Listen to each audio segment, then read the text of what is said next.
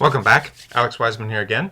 We are still talking about the syllabus for CIE 401, Globalization and Contextualization, that is being offered in the spring semester 2014. And we were just talking a little bit about the modes of instruction for the course, and I was mentioning that we're going to have a little bit of a hybrid way of instructing during the class, because there are going to be some face-to-face classes, and then there are also going to be some online classes, and that will vary, and I'll have some more concrete dates for you by the time class starts, I think. That will vary based on my travel schedule, and I can tell you all about it the first day of class. Just so you know that you are going to be required to read a variety of materials and to come to class prepared to discuss them. Class discussion, both in class as well as online or electronic, readings, issue analysis, presentations, simulations, web-based activities, and written assignments will all be used. I personally encourage you to draw on your personal and professional experiences in discussions and in class assignments.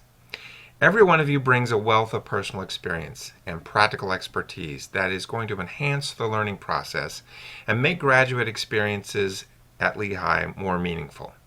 So by sharing reflections on our personal, professional, and academic experiences, we will be able to develop a critical understanding of the main concepts in this course.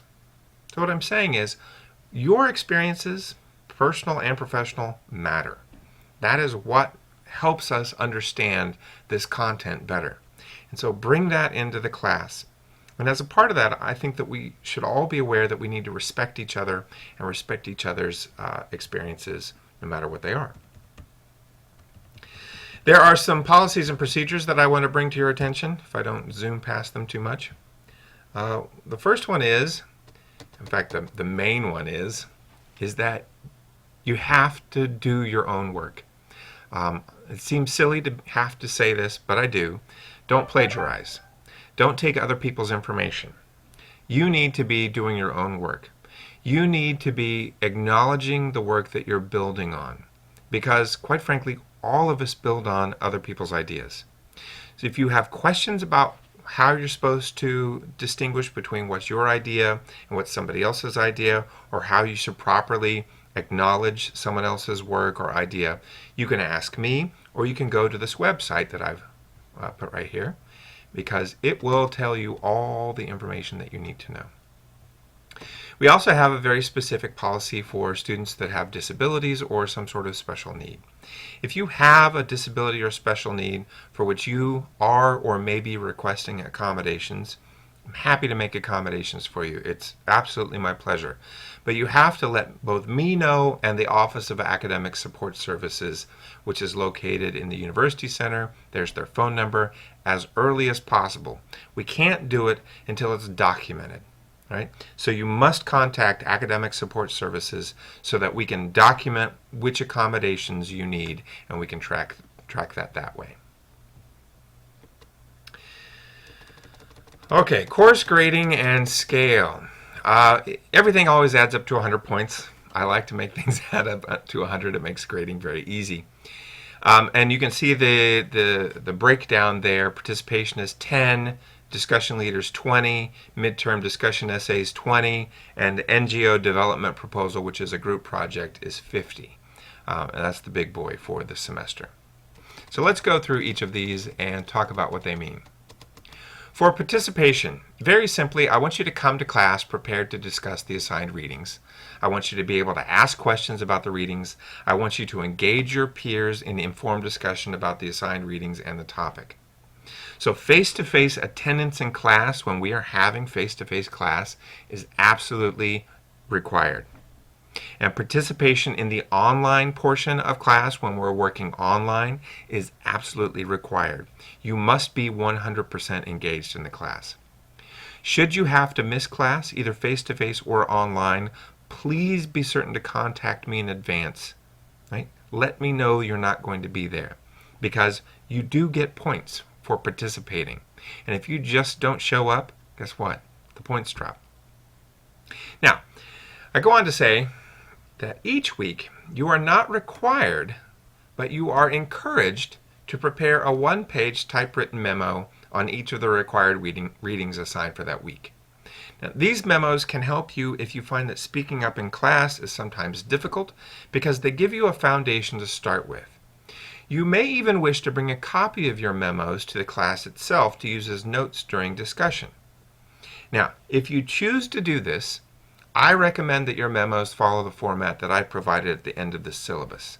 But of course, you may use any note-taking and discussion-enhancing method that you prefer.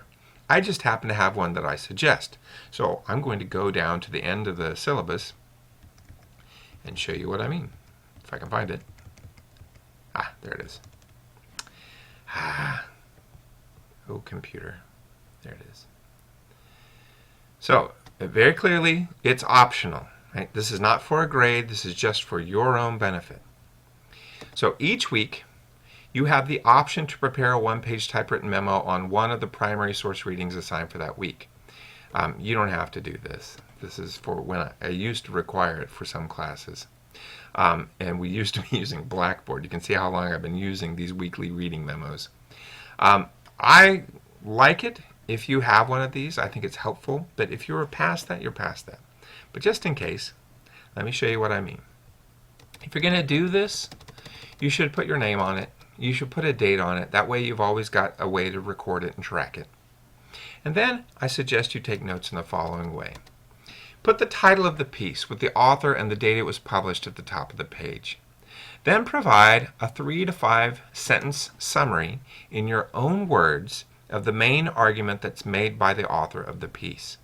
This is absolutely essential. Right? This is a way of synthesizing the reading so that you can then remember it, right, in your own words. Next, I'd like for you to outline the 3 to 5 most important concepts that are introduced or used by the author, and write a 1 to 3 sentence definition of each concept, again in your own words. This, again, helps you identify and then synthesize the major concepts that are in that reading. I'd like for you then to think about a potential application. What is a contemporary example of a specific observation, problem, or issue that the author's main argument or main concepts might help us understand? For example, if we're talking about globalization, right? And there are many forms of globalization, as we will discover through our readings. But if we're talking about globalization as being, let's say, the exchange of ideas, information, people, goods, or services across boundaries, then we could think of an educational example of that. For example, there are textbook companies like Prentice Hall or Pearson that have a global business base. They sell textbooks to education systems all over the world. That is one way that ideas, that knowledge spreads. It doesn't mean it's correct knowledge. It doesn't mean it's the best knowledge or information, but it does mean that those ideas and those bits of information and knowledge are exchanged across borders. Next, potential problems. What is a list of 1 to 3 weaknesses that you see in the author's argument or ideas? Now, I'm not talking about the language was kind of complicated. Now, I'm talking about conceptual problems. What are substantive problems that you see or weaknesses that you see in the author's argument or ideas? In other words, things the author overlooks and concerns you have in using the author's ideas. And finally, what is a bulleted list of at least 2 questions for discussion regarding this piece? Your questions might be based on things you didn't understand or things you're confused about. They also might be based on comparing this theory or that theory to things we've read or discussed in the class before. The idea is that you have some questions prepared so that when we are discussing the reading in class or when we're just opening it up for broader discussion, you have something specific to say. And then finally, I absolutely encourage you to work with somebody else in class. Work with a buddy or a group.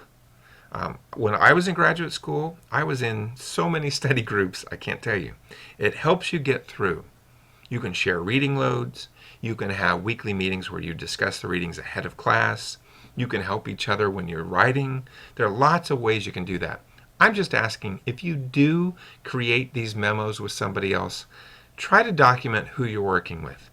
It helps you later on to think about, well, who was really helpful in contributing to my ideas, so that if you need to go back and review, or if you need a partner that you can sort of bounce ideas off of, you know who that will be.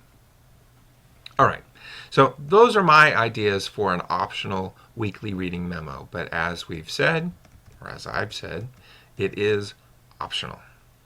Okay.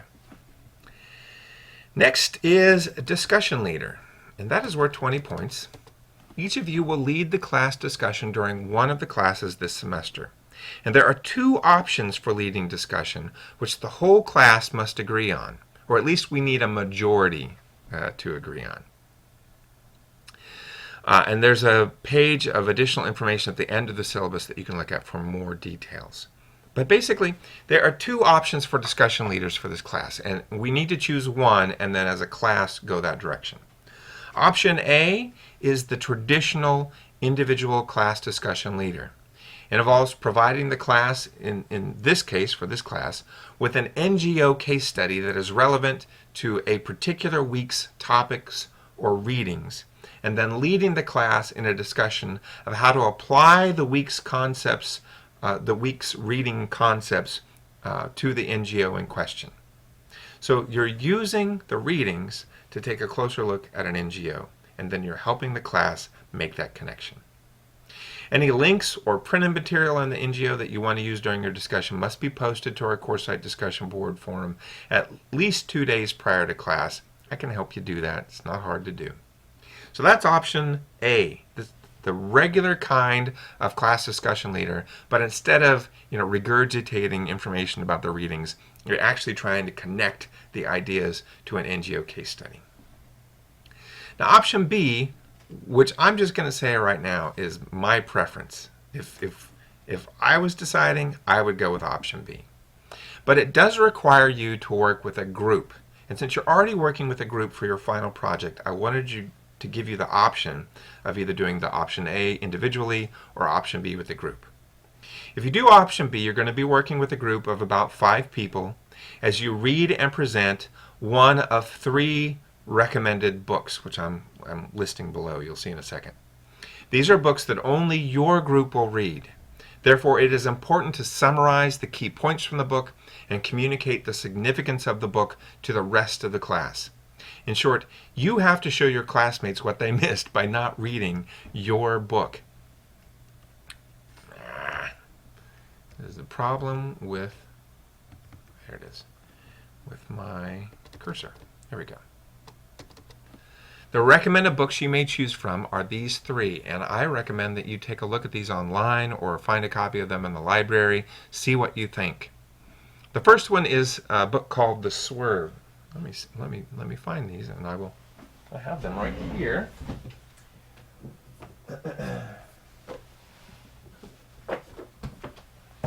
The Swerve, How the World Became Modern by Stephen Greenblatt. The second one is Modernity at Large, Cultural Dimensions of Globalization by Arjun Appadurai. I always say that name wrong. And the third one is Imagined Communities by Benedict Anderson. You can tell from the tabs, this is one of my favorite books. This one I just discovered this summer, really enjoyed reading it. This one is a classic in globalization theory and literature. So you've got 3 great choices. Now, if we go down to the end of the syllabus, sorry, zooming again, you'll see that I have outlined some guidelines. If the class chooses option A, then take a look at this when you get a chance. This is what I'd like for you to do, and I've outlined how much time it will take, etc. If you'd like to do option B as the group, and I hope you do, because I'm really excited about this option, it's a little longer because it's a group, and so you're all working together, but I've also outlined exactly what I would like for you to do to lead the discussion, okay? So take a look at those. Let me know which option you'd like to choose, and we will go from there. Please come back for part 3 of our screencast on the exciting syllabus.